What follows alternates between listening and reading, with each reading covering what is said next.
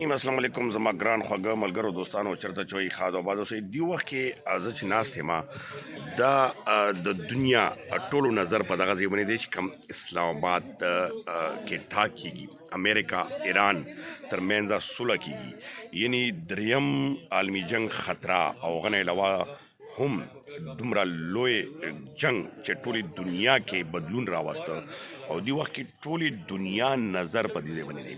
دی وخت موږ ناسو هغه ځکه چې کمزې کې به دغه ټاک کیږي د ځینې متاسو ته برای راست خيو ټول تنظیمات مکمل شوي دي اسلام آباد ته امریکا بیګا شپې چې کوم ډیلیګیشن راغلي دي هاي افیشلز هغه نه علاوه ایران رسیدلی دي نن شپې نو بقاعده ملکتونو دغه سلسله شروع کیږي خو ټاک په چې کم وي هغه دلته نه بتاسو ته سبا موږ برای راست خيو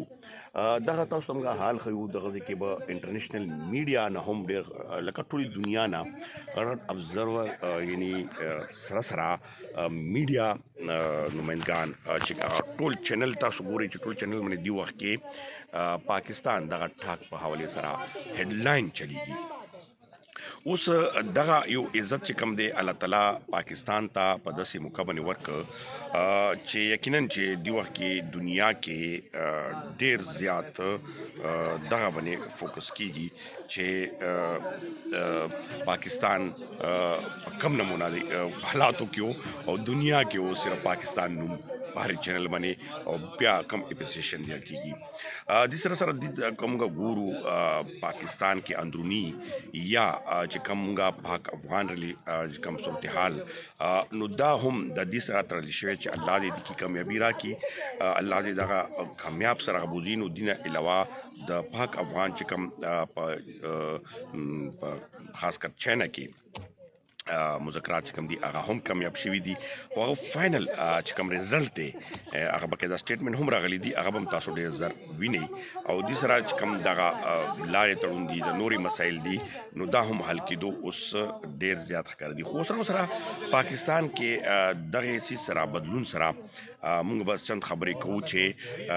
ډېر زیات خواله راځي یو په ټولې دنیا کې نړۍ کې د پاکستان چې کوم شناخت دی هغه سره که تاسو بیا وګورئ دلته اوس مو سره ډېر هاي افیشل کسان چې کوم روان دي هغه دلته کینی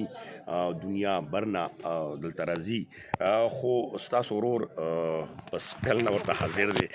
وجمدار ستاسو خدمت کو او دلته به اکسس د پاره ډېر خاص کارت جوړیږي خاص پاسز به جوړیږي ولې چې دلته هاي سکیورټي الګ کړی شوی دا خو زه تاسو ته صرف چند هغه خیمه چې دینه به کیږي سره ګوره یو خو پاکستان په د امن کې او بیا خاص کر دغه بدلون کې بیا ایشیس کنټریز کې یو پاورفل ملک په توګه باندې بیا ور سره زموږ ډیر زیات مسایل چې کوم اندرونی دي د دې حل طرف ته هم دغه خبرې روانې دي خو زه تاسو ته چند هغه خیمه چې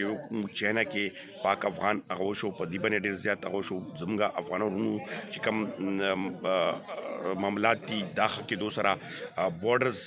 دوباره یو نوې سره د ویزا چې کوم پرابلم دی دا حل کې دوسرا او انټرنیشنل چې کوم تګ راتګ دي دغه حق کې دوسرا یعنی په هرې معاملې باندې به تاسو ډیر زیات بدلون ګورئ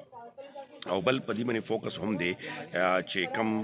تر شوي غلطیانې دي یا داسې ناغشوي دي هغه هم ازلاو شي خو بعض اوقات خبرونه داسې منفي پروپاګاندا دغه باندې موږ ډېر زیات فوکس وي نو دی وجې نه موږ هغه حل ته نشو رسېدی خو دی وخت کې دغه مذاکرات یعنی دغه سره یو خو به ایران نه سنکشن ختم شي تیل چې کم دي نور به ارزان شي بلکې ټول دغه خطې کې به ارزان شي په افغانستان کې هم پاکستان کې هم په نورو ځایونو کې هم ولې دا سنکشن به مکمل ختم شي بیا ورسره نور ډېر زیات